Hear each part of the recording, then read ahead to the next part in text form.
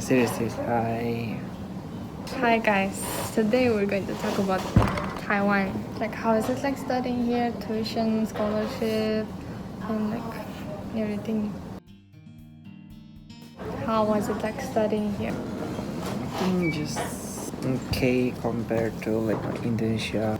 Can you answer first? Yeah, for me it was great because I think like if I studied in Mongolia, I'm not gonna learn English or Chinese. And also like not gonna experience another country's culture. Taiwan's economy is way better than Mongolia's economy, so like studying here was comfortable and living here was also convenient. It's kinda enough to study and work like that maybe. Here have like the national and private universities, right? The national university is much cheaper, but like it's hard to get inside because you need to take exams before going inside. So I think less foreigners go study in national university. I don't exactly know the tuition of the national university. Maybe it's around 30,000 a semester. 25, 30 I think. Tuition. Oh no. For international student it's also 50. Really? Yeah. But for overseas Chinese you need to take the SAT like that. So for example, our tuition is 60,000 a semester. Our school is private school, so it's much expensive. Our department is international business management, and if it's like other department that more niche, of like designer or architecture, right? If like that, it's gonna be more expensive, like 80,000 a semester. Depends on the department. Also, if it's taught in English, also it's gonna be expensive, like 80,000. Our department is like some classes are in Chinese and some classes are in English. It's like kind of mixed. Then it's kind of cheaper. And if the classes are in Chinese, it's hard because our Chinese is not that good. And the dormitory, yeah, I think all of the universities like require the students to stay in dormitory for the first year because they think like need to get used to the campus or environment. And dormitory is cheaper than living outside. Like if you're gonna live alone, Dormitory like 4 people inside one room, like 4 people or 6 people or 3 people like that. Depends on which school. Cost is like also have like cheaper one, also have like more expensive one.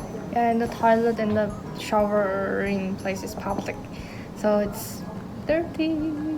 When I first come here, I lived in dormitory for 1 year. I came with like other Mongolians from the same agency, and I stayed with them inside one room. And I told my like supervisor of the dormitory to change my room to Taiwanese roommates. If you come here and study, I think you need to live with the Taiwanese students. Like it's better to have Taiwanese roommates because you are going to be in need to speak in English or in Chinese, so your language going to improve. Like after you come here, if you like always stay with the Mongolian students, even inside dormitory and outside dormitory, like your language not going to improve. So I suggest staying with the Taiwanese people. Also you can learn their behavior like that. What's like their culture, like when buying food or something, when talking to friends. It's because it's different, right? Or I used to ask my Chinese homeworks from them, and they help me to make sentences. Can ask them so many things about the school, or, like about the bus schedules. So it's good to like live with the Taiwanese roommates.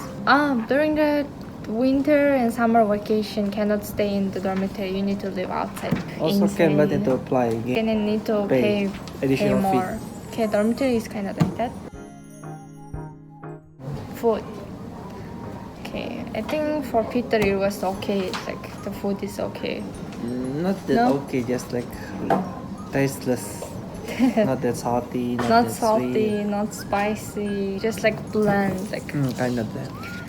just every time we order food, we need to tell them like spicy and more salty.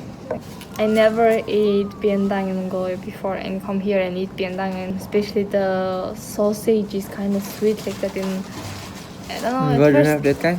No, Mongolia is all like salty like that, and at first it was hard for me to like get used to the food. The food is kind of like not sweet, delicious. Though. The chang is salty and sweet. Right? It's weird and also smells weird. And if you come here, you're going to smell stinky when you're walking through the street. and it's not sewer smelling, it's stinky tofu smelling. No, not always. What the hell? I'm just kidding. Okay, I'm exaggerating.